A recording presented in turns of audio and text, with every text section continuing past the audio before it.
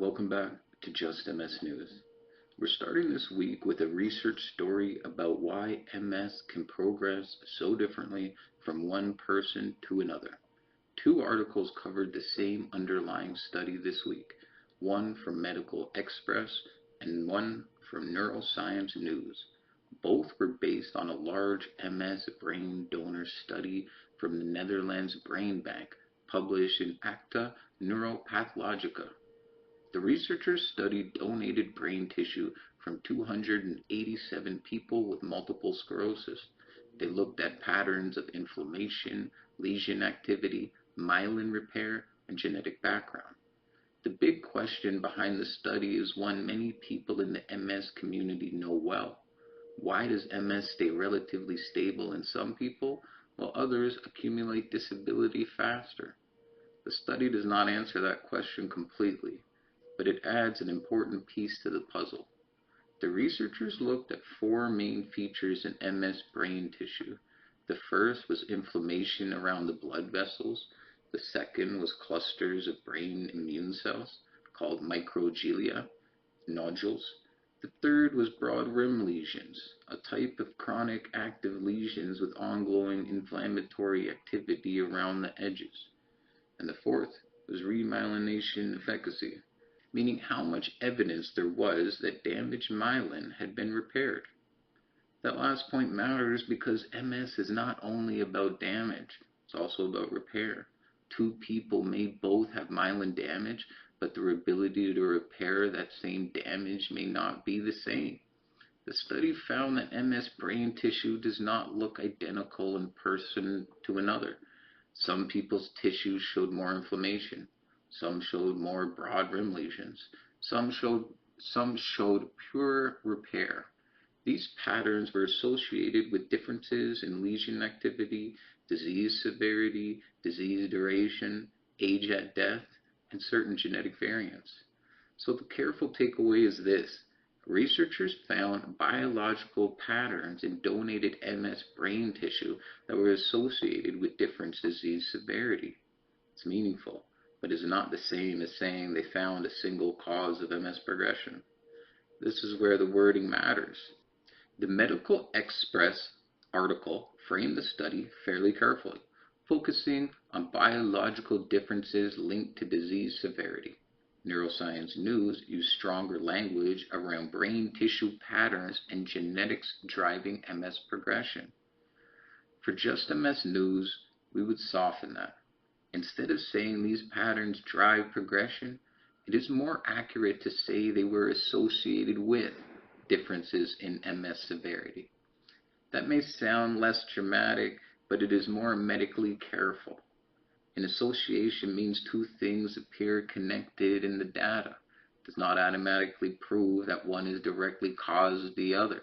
For example, if broad rim lesions are linked with more severe disease features, that tells researchers that there may be an important relationship, but it does not prove that broad rim lesions are the only reason someone MS became more severe. The same is true for genetics. People connected certain tissue features with genetic background.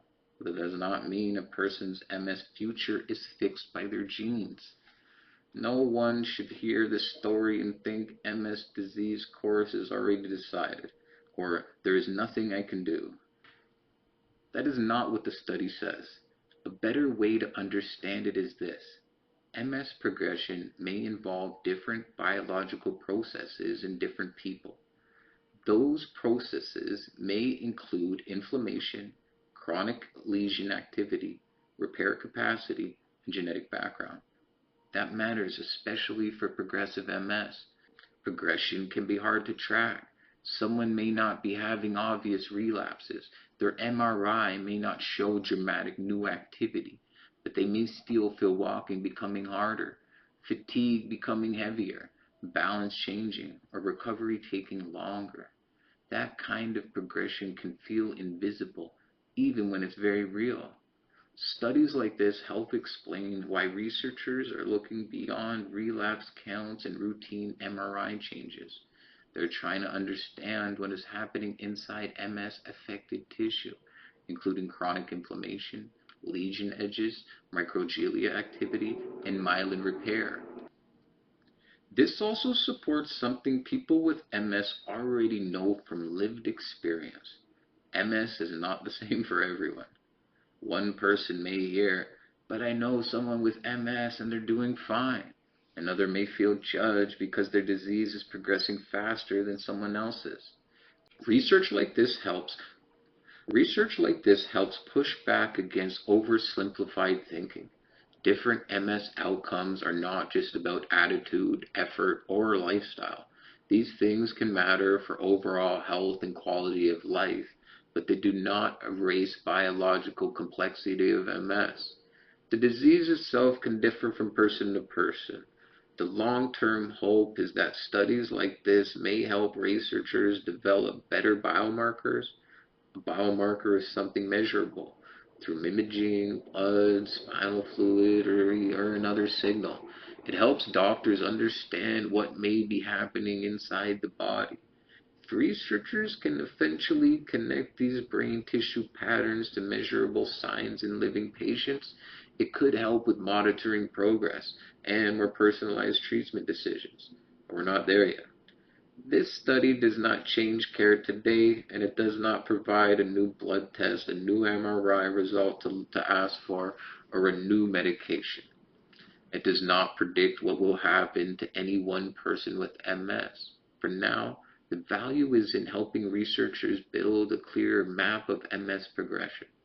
So the grounded headline is this: a large brain donor study offers clues into why MS progression differs from person to person. It is not a cure story. It is not a treatment story. It is a deeper biology story. And it reminds us that MS is complex, highly individual, and still not fully understood.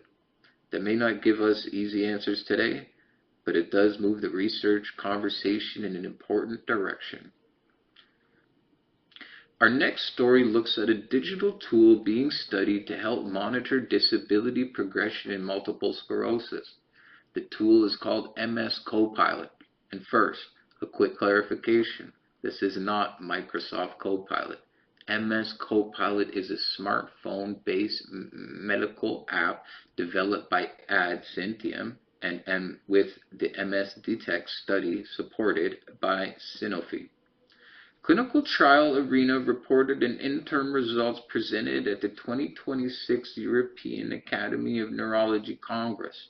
The study is looking at whether MS Copilot can help track disability changes in people with MS over time. According to the MS Detect clinical trial record, the app is designed for at-home monitoring for people living with MS. It focuses on several areas that can be affected by the disease, including walking, hand and arm function, cognitive processing speed, and low contrast vision.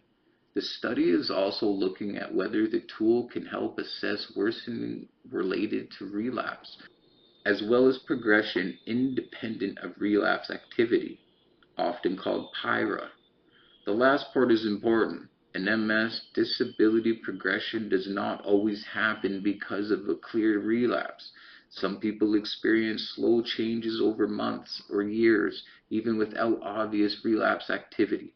A person may notice that walking takes more effort, their hands feel less coordinated, their vision feels less sharp, and their thinking speeds feel slower. But these changes can be hard to capture during a short clinic appointment.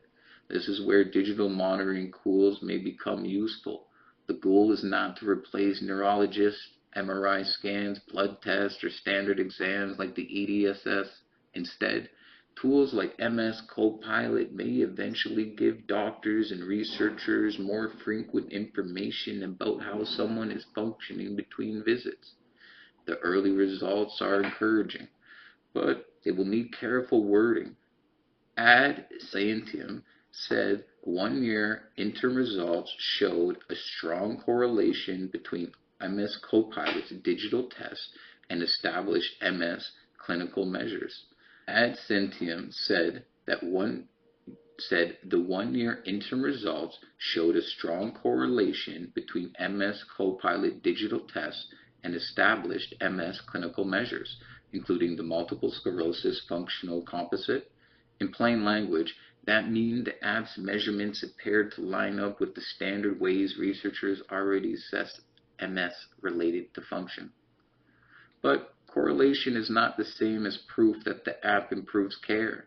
These are the interim results from an ongoing study. The app is not a treatment. It does not diagnose MS progression on its own, and we should not describe it as a proven replacement for clinical judgment. For now, the useful takeaway is this. Researchers are working on better ways to measure the subtle disability changes that people with MS often feel in real life.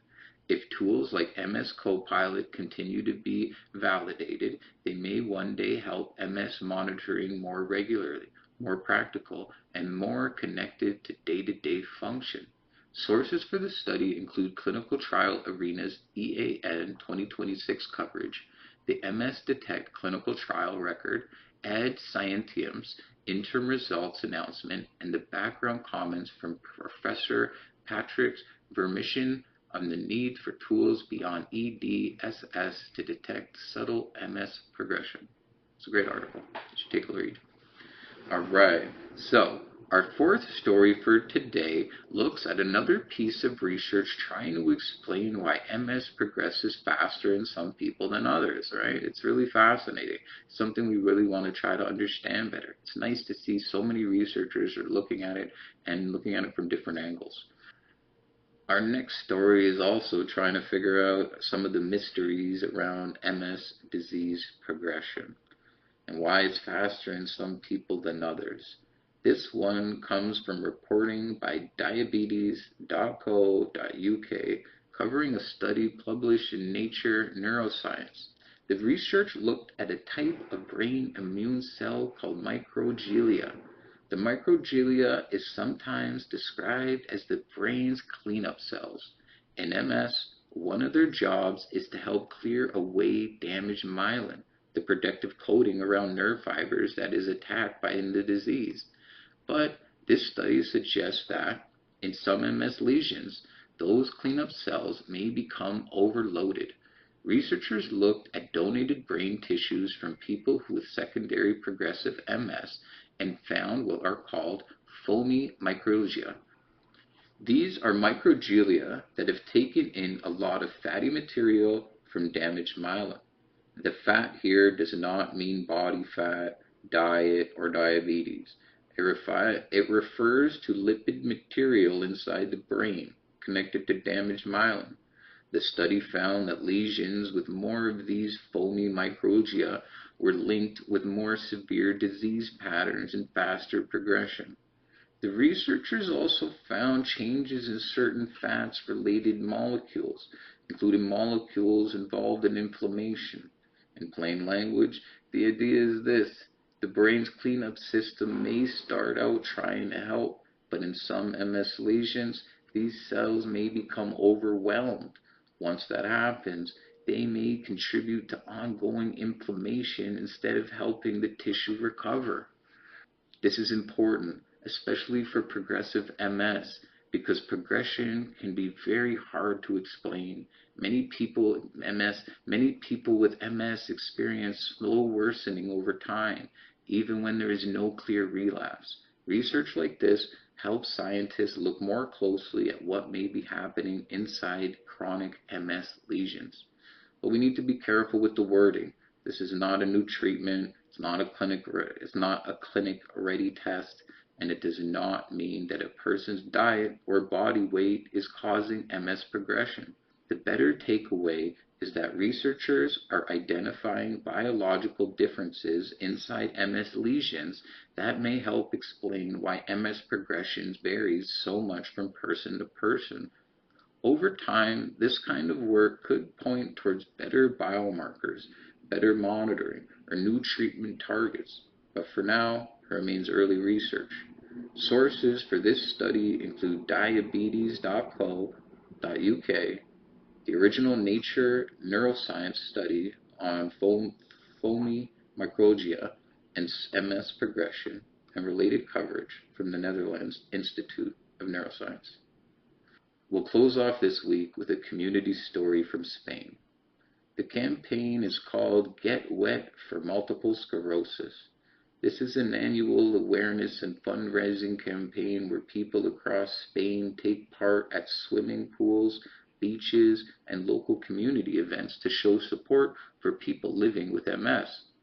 Reporting from Domoractica says the 2026 campaign is focused on promoting neurorehabilitation and research, while also raising public awareness about the daily realities of multiple sclerosis. And this one is a good reminder that MS news is not only about lab research, drug development, or clinical trials. These stories matter, but so do the systems that help people live better day to day. Things like rehabilitation, community support, accessibility, and public understanding. The campaign brings the idea into public view. It gives families, volunteers, local organizations, and supporters a simple way to show up for the MS community. And again, to be clear, this is not another treatment story, and it is not saying swimming changes the course of MS.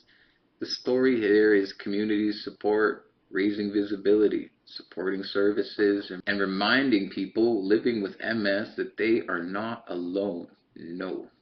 So, from Spain, a positive note to end on.